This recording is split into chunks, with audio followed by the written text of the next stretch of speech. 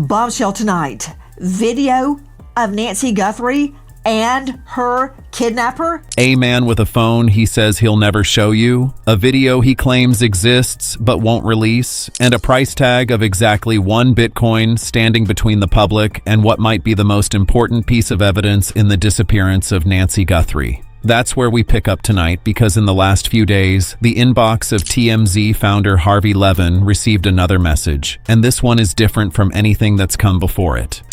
Another email from the man who says he knows who Nancy Guthrie's kidnappers are and can lead the FBI to those kidnappers for 1 Bitcoin. So the man writes that he has clearly been following things we've been saying, questioning the FBI telling us that the person who wrote this might be a female.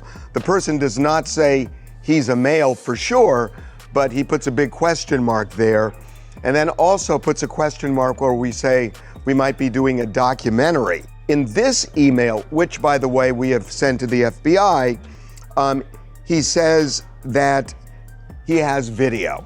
He has video of Nancy Guthrie with the main kidnapper on what probably would be the last day of her life. That's the way he puts it here.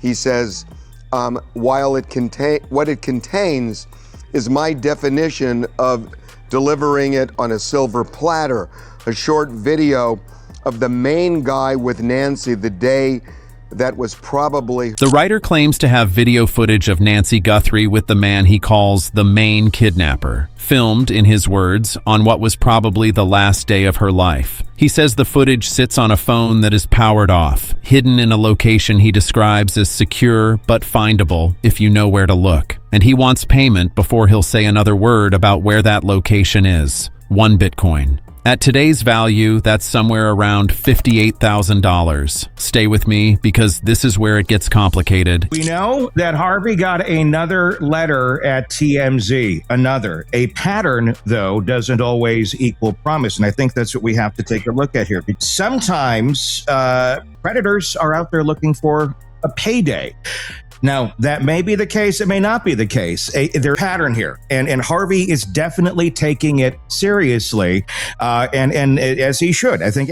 Here's the detail that's pulling investigators and amateur sleuths alike back into this case with renewed urgency. This isn't the first message, it's at least the third. And according to people close to the investigation, the new email references a Bitcoin wallet address from an earlier message, one that was never made public, one that only the original sender and the recipients would have known. The writer says that old address no longer works and provides a new one in its place. If that detail is accurate, it suggests continuity. It suggests possibly that whoever sent the first messages is the same person sending this one. Ask yourself why that detail matters. Because in cases like this, consistency is currency. It's one of the only tools investigators have for separating a credible source from someone exploiting a grieving family's worst nightmare. To understand why this update has reopened old wounds, you have to go back, just briefly, to where this thread of communication began. Nancy Guthrie, 84 years old, vanished from her home in a quiet, rural stretch of Arizona earlier this year. Investigators have publicly confirmed at least 2 ransom-style messages were sent to the family in the early days following her disappearance, and what makes those 2 messages stand apart from the noise that followed is that Nancy's own daughter, broadcast journalist Savannah Guthrie, said publicly that she believed them to be real.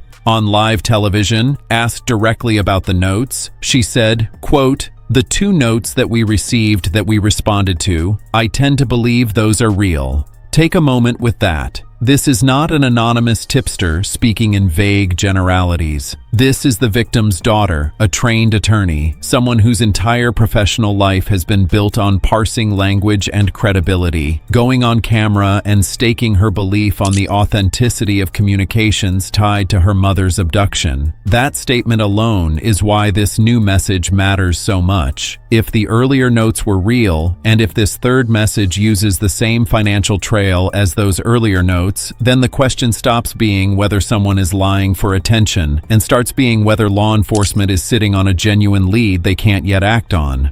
But here's where the discomfort creeps in, because nothing about this situation is simple, and the more you look at it, the more it resists a clean narrative. The two notes Savannah says she believes are connected to a chilling detail. The family says they understand their mother has died and that they are pleading for permission to bring her remains home so they can grieve properly. A message that essentially confirms a death without delivering a body. A message that asks for money not to save a life, but to recover one that is already gone. This changes everything we thought we knew about what kind of case this actually is. And yet the latest message, the one with the secret phone and the silver platter promise, breaks from that emotional register entirely. It isn't addressed to the family. It isn't pleading or apologetic. It's transactional, almost businesslike, demanding payment for access, written to a media outlet instead of to investigators or the people who loved Nancy Guthrie. That shift in tone is one of the things drawing skepticism from people who've spent careers studying cases like this. If this is truly someone connected to the people responsible, why route the message through a journalist instead of directly to the FBI, where, depending on how the investigation unfolds, cooperation could carry real legal weight?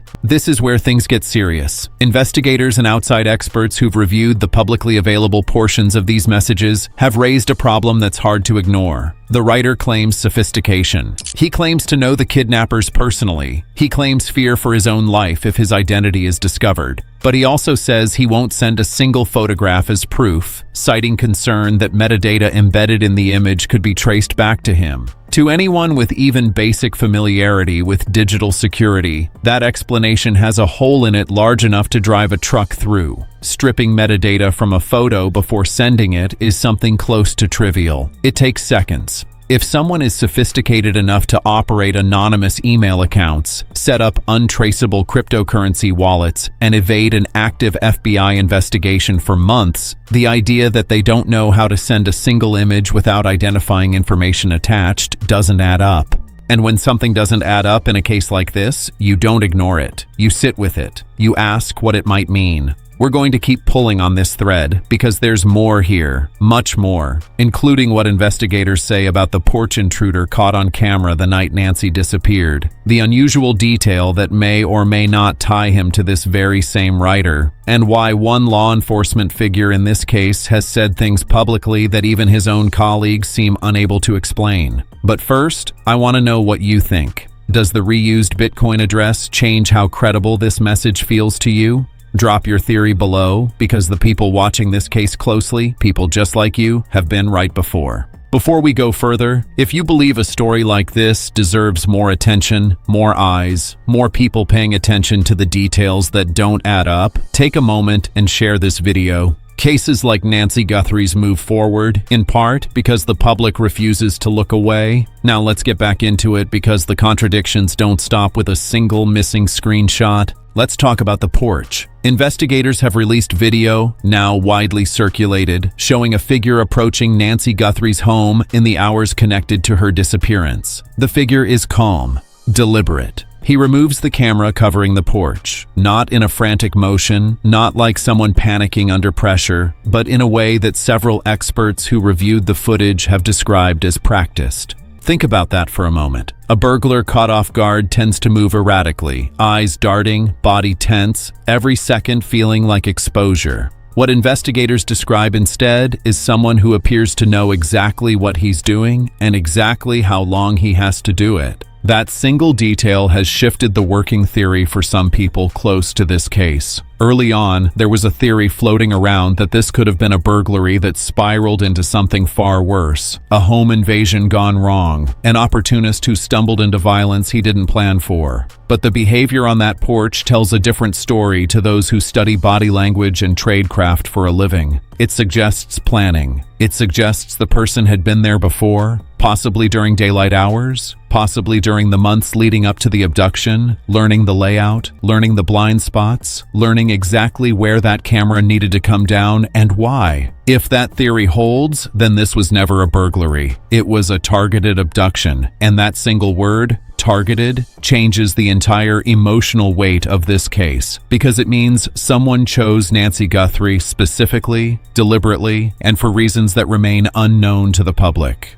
Here's another detail that's been quietly nagging at people following this case closely. The crime scene inside the home was processed, released back to the family, and then, according to reporting, closed off again days later. In any investigation, that kind of back and forth raises questions, not necessarily about wrongdoing, but about how confident investigators were in what they collected the first time around. Evidence handled this way invites what's known in legal circles as chain of custody concerns, the kind of detail a defense attorney would seize on the moment this case reaches a courtroom, if it ever does. It doesn't mean evidence was mishandled. It means the timeline itself becomes part of the story, another thread the public is left trying to follow without all the information investigators actually have. And then there's the sheriff. Multiple times throughout this investigation, the local sheriff overseeing the case has made public statements that seem to shift, soften, or contradict earlier comments. At one point, describing a significant amount of blood found inside the home, a detail that was never fully explained or revisited publicly. At another point, addressing the latest extortion messages directly on a morning talk show, seeming to dismiss their relevance just as the FBI's own posture suggested otherwise. This is where things get genuinely confusing for anyone trying to track the official version of events, because two arms of the same investigation appear, at least from the outside, to be sending different signals.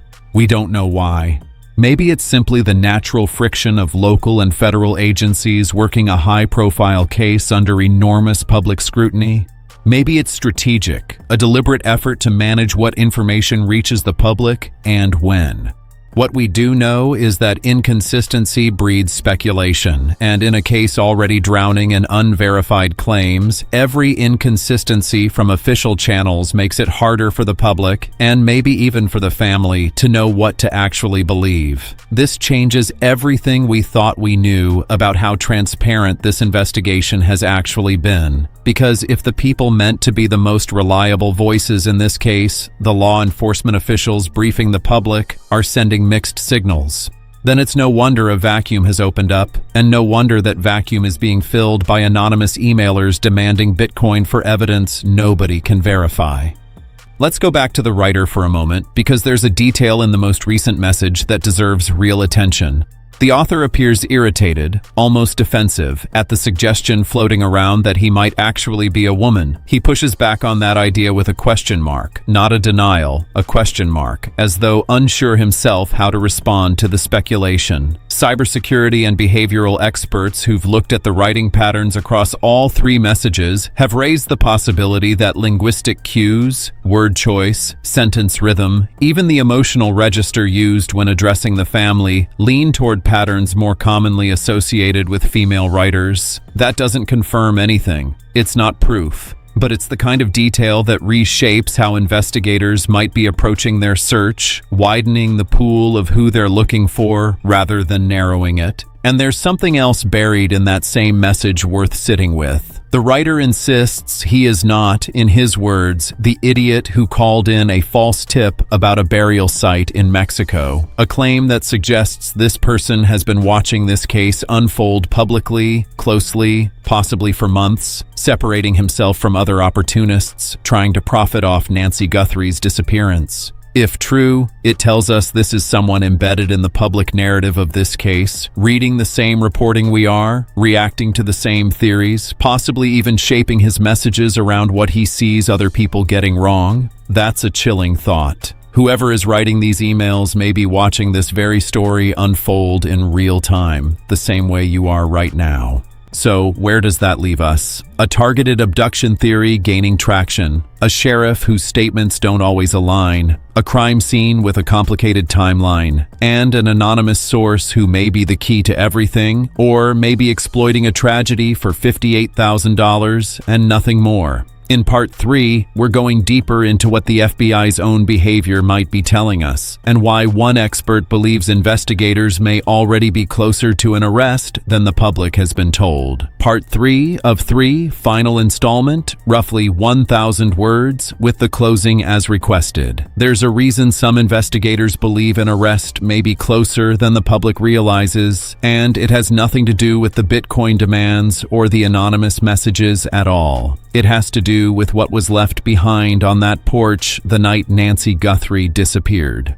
According to people who've reviewed the footage and the limited forensic details that have become public, the intruder was wearing gloves, careful, deliberate, the kind of precaution someone takes when they know exactly what they're doing. But there's one detail that even careful planning may not account for. At several points in the footage, he appears to be holding something small in his mouth, what's been described as a bite light, a compact flashlight some people use hands-free during nighttime work, whether that's law enforcement executing a search, a contractor working in tight spaces, or, in this case, someone who needed both hands free in the dark. Anyone who's used one knows the side effect. They cause you to drool, sometimes heavily, almost involuntarily. If that happened here, even briefly, even just once, it raises the possibility of biological evidence left behind on the very doorframe he was photographed touching. DNA doesn't care how careful you are with gloves. This changes everything we thought we knew about how close investigators might actually be, because if that transfer happened, it doesn't just identify a person. It can be run through forensic genetic genealogy, the same technique that's cracked decades-old cold cases by tracing distant family relatives instead of direct matches.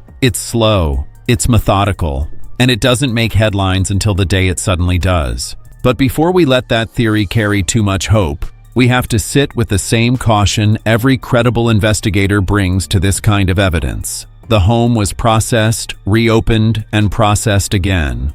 Time passed between those two windows. People moved through that space who weren't part of the original collection. Any DNA evidence recovered now will face intense scrutiny over how it was preserved, what could have contaminated it, and whether it can survive the kind of legal challenge a case this high profile will inevitably draw. Real investigations rarely move in straight lines, and this one is no exception.